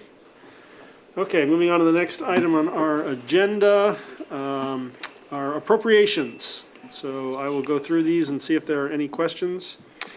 We need to appropriate $65,000 to the general fund, and these are for individual payments to the Board of Elections in the amount of $20,000, the Auditor's Office in the amount of $20,000, and the City County Health Department in the amount of $25,000. That gives us that total you see on the agenda of $65,000. I know that the auditor isn't here tonight. Are there any questions about those fees, those transfers? Yes, Member Swank. In terms of the Board of Elections, do we pay these in advance or in arrears? In other words, are we paying for the 2021 elections, or are we paying for the 2022 upcoming elections? It's an excellent question. I don't have an answer. Does anyone have an answer? We will find out. I think it's just an annual fee, whether it's before or after the election. I don't know. Typically, this is all these three appropriations, or this $65,000 is in the annual budget, and we missed it this year. So, but I'll find out if it's before or after. Because if it's in advance, to that end, we're going to have something on the ballot this year that we don't normally have, and that's the income tax levy. So that could change one way or the other. Other questions? Okay, moving on to the next item, $35,000 to the general fund. The police department, Athens Police Department needs their server or their servers, I believe it might be plural, replaced. Any questions from the committee on the APD server replacement? Other members of council? City administration? There's a large amount of urgency with this. I have enough money in the budget to go ahead and move on this. However, I'm asking for council to replace it, basically. So you don't have to suspend or anything because we should be able to use the existing budget to do it. It's just those monies were earmarked for other things when we built the budget, so it would be good to have it replaced. Thank you, Director Stone. Yes, Member Swank. So, Mr. Stone, when we buy that, will we make sure that that new server is compliant with the potential new contract we'll have with DSSI? Yes. Okay, great. In fact, we've already, even though we're out of contract, we're not in contract with them yet. We have them review the specifications. Next item on the appropriation list is $403,000 to the general fund. This is for the loan repayment, rolling over that loan we have for our ladder truck. Then there's $3,000 of interest there, so the total being $403,000. The city administration is recommending looking at paying off this loan, or recommending paying off this loan over the next 3 years. And so this is just rolling over this loan. We do have to decide how much we want to pay down this loan in 2022. The recommendation from the city administration is that the city pays down $100,000. We get an annual payment from Ohio University of $50,000. So by using $100,000 from the city of Athens and $50,000 from Ohio University, do that in 2022 and 2023, that would knock $300,000 off of this. And then in 2024, the city of Athens and Ohio University would each pay $50,000 to knock this off and get this loan off our books. That's the, Mayor, you want to speak to that? Yeah, so this, Councilmember Crowell's spot on. You know, by doing it this way, we will be able to put this note to bed when we still have, you know, this 3-year agreement with Ohio University to where this year, 2023 and 2024, that they are going to be sending the city $50,000. They've been doing it for 10 years now. They certainly did it for the ladder truck, which was the first approach, and that first 5-year agreement was for $250,000. There was a subsequent 5-year agreement, and then this is a 3-year agreement. So they've changed the years, the number of years that they're entering into this. So this is just planning ahead for this current 3-year tranche and being able to put this note to bed. And this is for the pumper truck, the most recent Pumper truck, sorry. Excellent. Any questions from the committee on this loan reover? Other council members, public? Next item on our list here is $50,300 to the street fund. This is also for a loan repayment. This is associated with University Estates. It's actually 2 pieces of money. It's $46,000 in one fund line and $4,300 in another, for that total of $50,300 directly related to University Estates. Any questions from the committee? Other members of council? Public? Anything to add from the city administration? This was a property tax assessment petition several years ago where the citizens requested this. We did a project, took a loan to do the project, and these are paid by monies that are taken into the street fund by special assessment on property taxes. So it's kind of a unique instance in that case. Thank you for that information.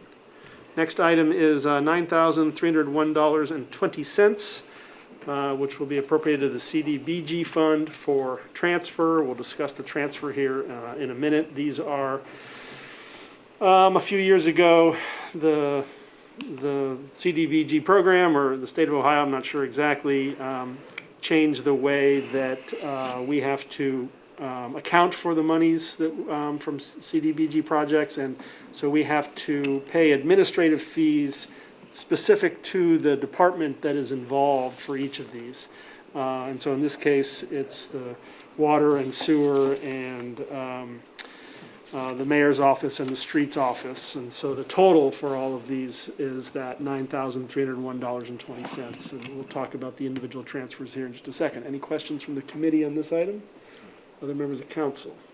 Public? Anything to add? Okay, next item is $100,000 to the TIF fund. This is our tax incremental financing that the Athens City School District gets a piece of the pie. So this is $1,000 that will go to the Athens City Schools. Any questions from the committee on that item? Other members of council? Member Smike. What's the TIF fund for? What specific building project? It's for East State Street. East So the State. improvements that occur on East State Street within the boundary of the TIF, the revenue that's generated goes into the most recent repaving that we saw, and the sidewalk improvement on the south side of East State Street. And I believe 40% of that capture for the increase in valuation of the properties, 40% goes to the school district. That's what was negotiated in 2003, and then it started realizing revenue in 2006 or 7, I believe. Does that ever expire? It does. I think 2030 or 20, no, at some point. In that neighborhood, yeah. But we are that far into a 30-year TIF.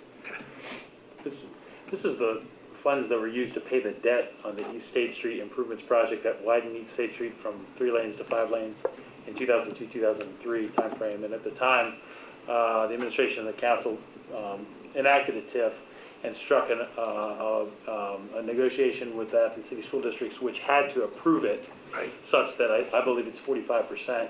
of the revenue assumed from that TIF goes to the school district. The other 55 goes to the city to pay for improvements inside that TIF district. This is just for the annual payment for that. Thank you, good information. And the next item, last item under appropriations is $19,800. We need to appropriate to the internal service for the IT fund. This is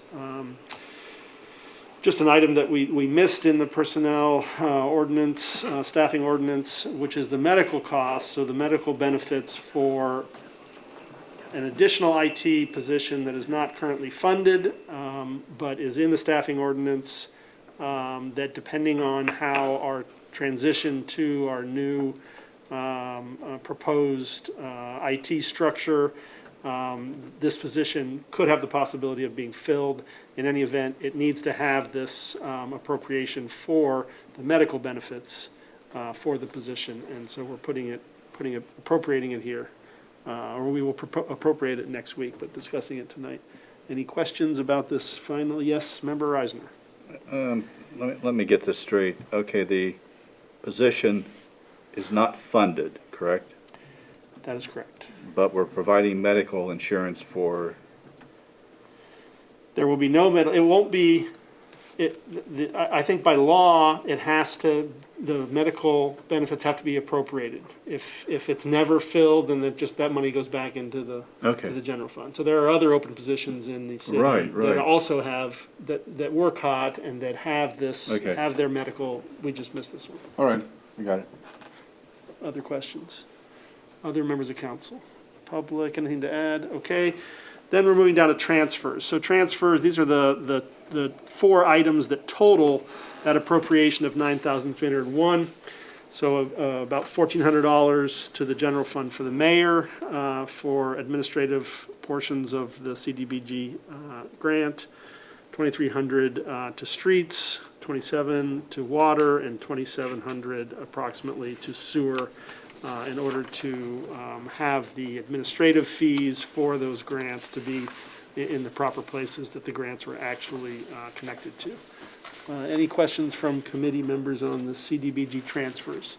Other members of council, public, city administration? Just to clarify, in case the council was wondering, that first item on there for $1,474.80 does not come to me. That's the administrative fee for my executive assistant who does all the heavy lifting. Administering this grant is it's an administrative fee for having to manage the CDBG. She didn't get paid that. No, she doesn't. Captures her time and puts the money back into the mayor's portion of the general fund. Now, we did have an adjustment to the agenda tonight, and the final items are additions to the staffing ordinance in terms of where positions are associated with their pay bands.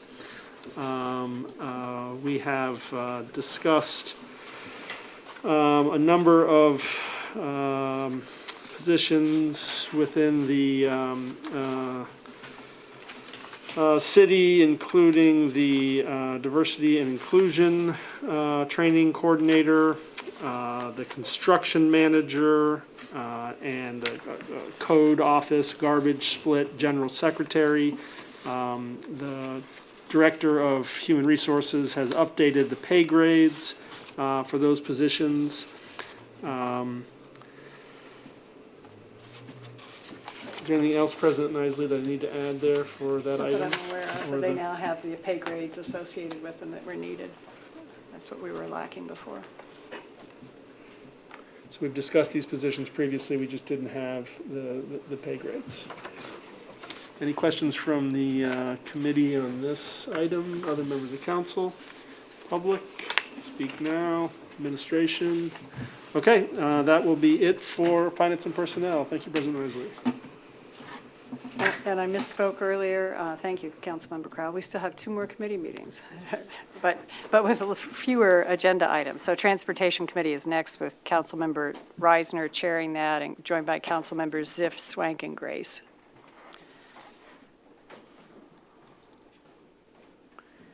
And I think we still have, Andrew Chicky has stayed with us, our deputy director, in case we have questions about the special event street closure.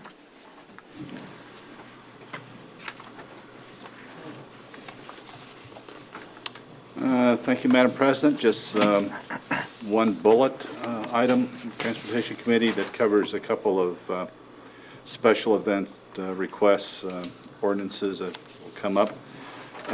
Essentially, the administration has put together a list of all the potential street closures for this coming year.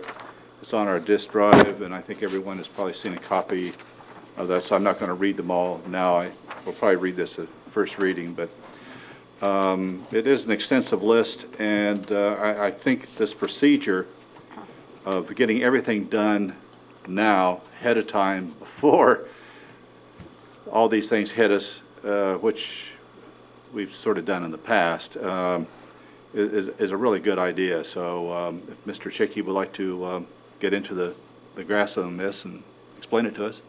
Yeah, so in brief, there is a number of events. Most of these events, nearly all of them, are events that we've communicated with before, by mid-December, to confirm if they were planning to have something or not. There's a few new ones that are on the list, but they're not super impactful. If you recall, for many of you that were on council before, each one of these used to be an individual ordinance, and each one was time-consuming.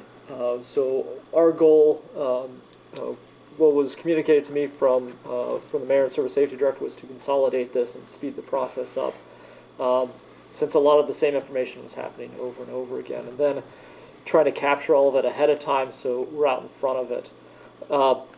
There are a couple on this list that would be considered placeholders. I can't guarantee that they're going to happen, but we don't want to have a legislative holdup in the event that they are able to have it if the pandemic were to change or turn or something like that.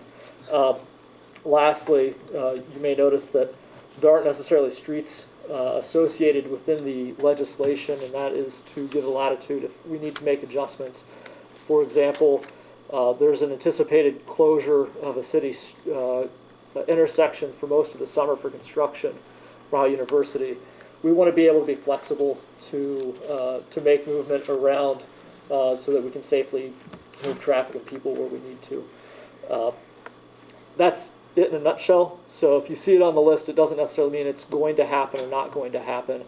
It's really a placeholder and an allowance from City Council to have these events happen and to allow the street closure to occur. Questions from committee? Can we, Mr. Swank. Yes, can we get homecoming added? It just released October the 8th. Well, homecoming is considered a temporary street closure for parade, so it is through a totally different permitting process. Okay. It's not included in this one. Please do that. Yeah, we're already communicating with them in that office from Ohio University in that regard. Member Nicely. I just wanted to thank Deputy Service Safety Director Chicky, because I think he has been the one who's put a lot of the work behind getting this all as one ordinance rather than 7 times 3 ordinances. Yeah. So thank you very much. I think it streamlines things, yeah. Mr. Mayor, you want to chime in? And to add to that, and the countless suspension of the rules because someone came to us late in the game, this really gives event organizers plenty of time to make that judgment call as to whether to host that event or not. You know, as we're still under the pandemic, so it's a good process. And just an educational moment, it's the chief of police who has the ability to approve the parade permit process when someone comes, such as homecoming parade or the pride parade or any parade that happens in the city of Athens. It's the chief Tom Pyle that has the authority to sign off and approve those or not. A member. A question for the mayor, and I ask this because I don't know. Does this have to be done by ordinance, or can this be an administrative thing? In other words, could like the city school board, every year in their organizational meeting in January, bestows certain powers to the superintendent, so they don't have to do all this through their normal meetings. Is that a possibility here? I mean, it certainly is a possibility if council wanted to cede that authority to my office. Because currently with street closings, that's a council action because council is basically has the authority to control the streets outside of a riot. You know, if there or a riot, that's my call. So let's not have one. Then there's also the noise ordinance that goes along with these, as well as the vending ordinance. Again, it's in council's authority to relieve that particular ordinance for that given event or whatever. If there's going to be music playing past X amount of time, it's council that has that authority as well. But I'm open to suggestions. Because I always wondered, watching at home, when council would go through each and every one of these 3 times, there's got to be an easier way to do it. And just wondering if it's something that could be ceded to the administration. Let me just interject right there, as I'm very, very jealous of the power that I have as a council member, and I will cede it to nobody. So that's a dead issue right there. Member, whoever you are. So I'm actually 100% with Member Reisner on this particular issue. I believe it is important for council to maintain the authority of some actions that we do have. And a reason why this could actually be important, that it has multiple readings that are open, available to the public to come comment on, is because the days that the streets are closed and the streets that are closed impact businesses. And we have some local business owners who like to have a say, and sometimes we've had requests to close the streets 3 weekends in a single month for uptown festivals, and our local business owners come into us as council members and say, this really hurts my business. And so, not that I have a lot of faith in our current city administration to listen and be receptive to the different voices of the community, but I think that we don't know what future administrations might do, and I think that it's important to keep these actions in a public setting that is open to public comment and review. Well, while I understand that, I can't ever recall council not granting the right to close. We have. It becomes a formality. No, there have been events that have been denied. Okay. So. Yes, member. Thank you. I was just wondering about one event from previous years sprang to mind. I didn't know if it would fall into this. I feel like it might because of the Lions Club cruise-ins falling into. You know, we've had several motorcycle organizations or clubs. Kind of, there was the Vulcan Riders one. I don't know if we've reached out to any of them to see if I don't know if that's the kind of thing that would get roped into this. So to answer your question, yes, it would be typically.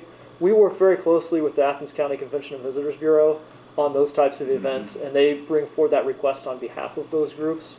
They have a much larger calendar than we do as far as what's coming into the city. One of the things, to Councilmember Grace's point about the uptown businesses, we work very closely with the Uptown Business Association. We provided for them, as best as we could ascertain, a calendar for the year projected out, so they had a chance to look at that and be aware and provide input well in advance of us bringing this forward tonight. Other members of council? Questions? Audience? Going once? Twice? Sold. To the highest bidder. This committee is closed. We are to the last Planning and Development Committee meeting, or the last committee meeting tonight, which is Planning and Development. This is not the last one. Oh, I thought it was done. Chaired by Councilmember Grace, joined by Councilmembers Crowell, McCary, and Spieltness.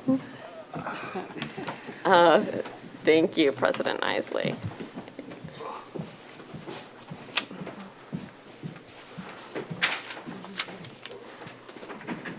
This evening, we have 2 items on our agenda. They are related in that they are the opportunity for council to review and approve or decline applications for use of the city's public right-of-way. So these are Title 49 applications for use of the right-of-way. They have completed the necessary application and submitted documents through our code enforcement office.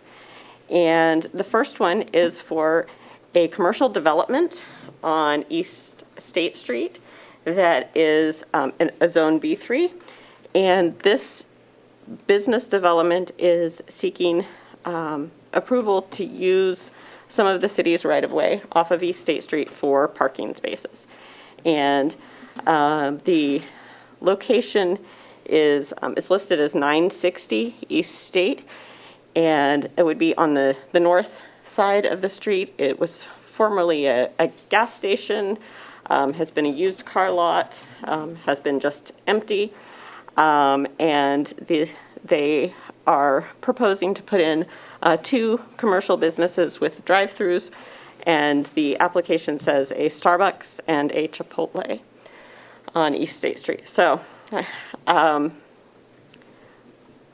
that is the request, and there are diagrams available and images of the site on the drive that accompany the application. Are there any questions or comments from members of the committee? Member Grace, my Yes. only question is with the right-of-way, I'd like to know what the administration has to say about that, or do you have any concerns about safety, or is this a precedent? I'm just new to this as a concept, so. Sure. So we established Title 49 several years ago to get a better handle on our management of our rights of way.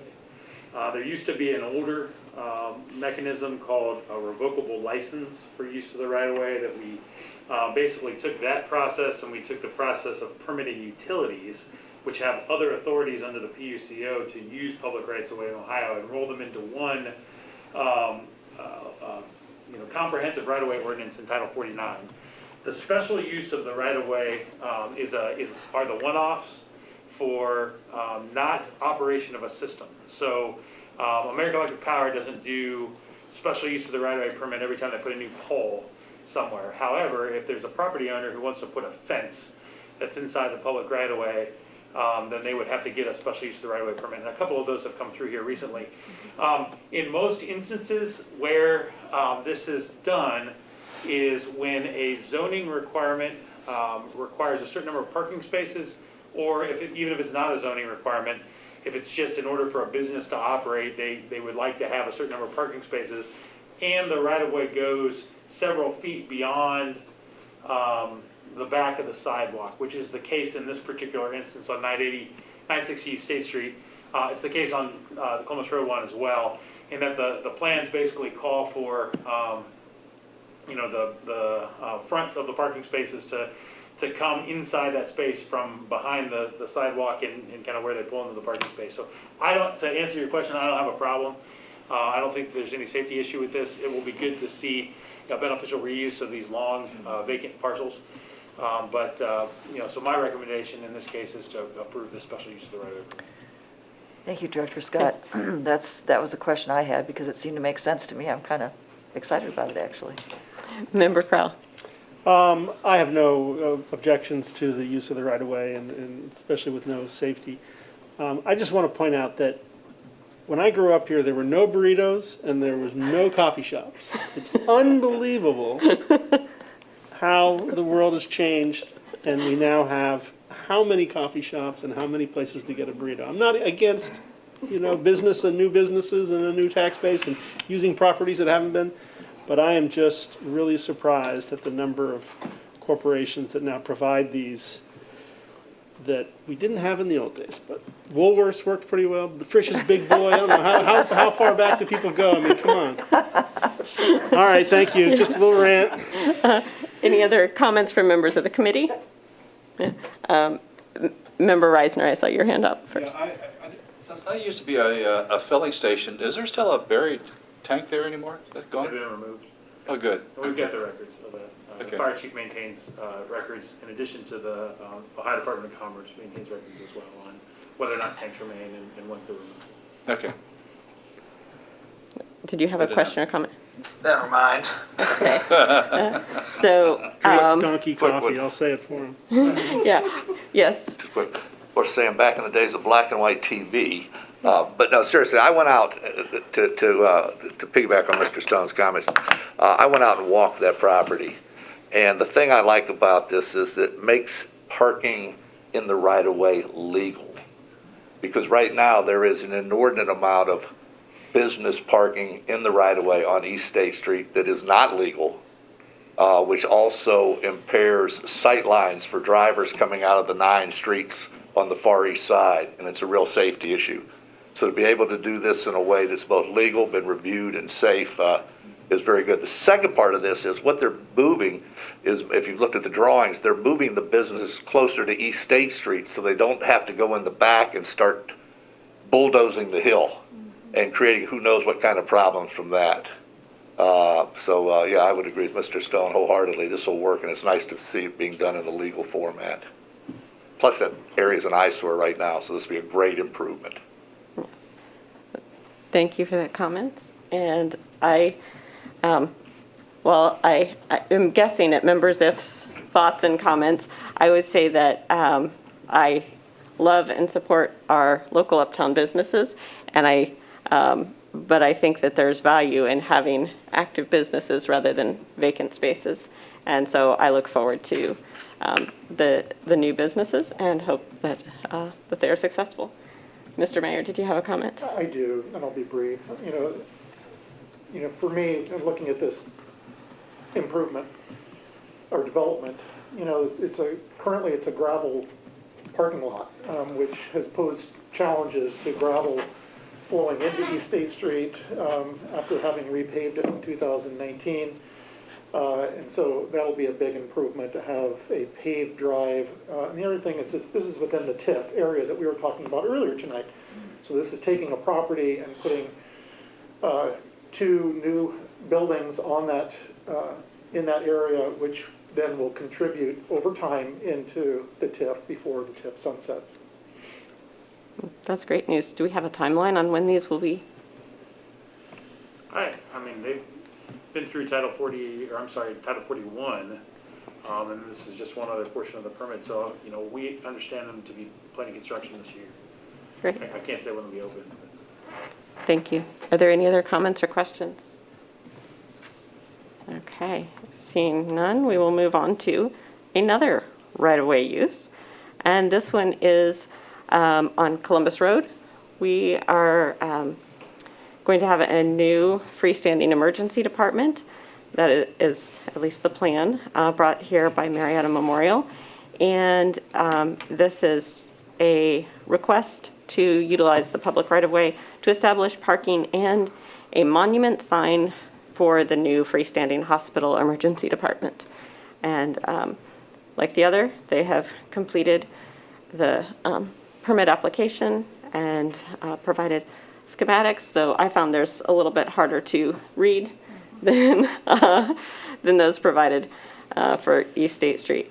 But it includes diagrams of the proposed site. Are there any comments or questions related to this right-of-way use permit? Yes, members of. Thank you, Member Gracie. I don't know if we would have an answer to this. This is just a bit of medical curiosity. Do we know if this freestanding ER would have like a trauma certification?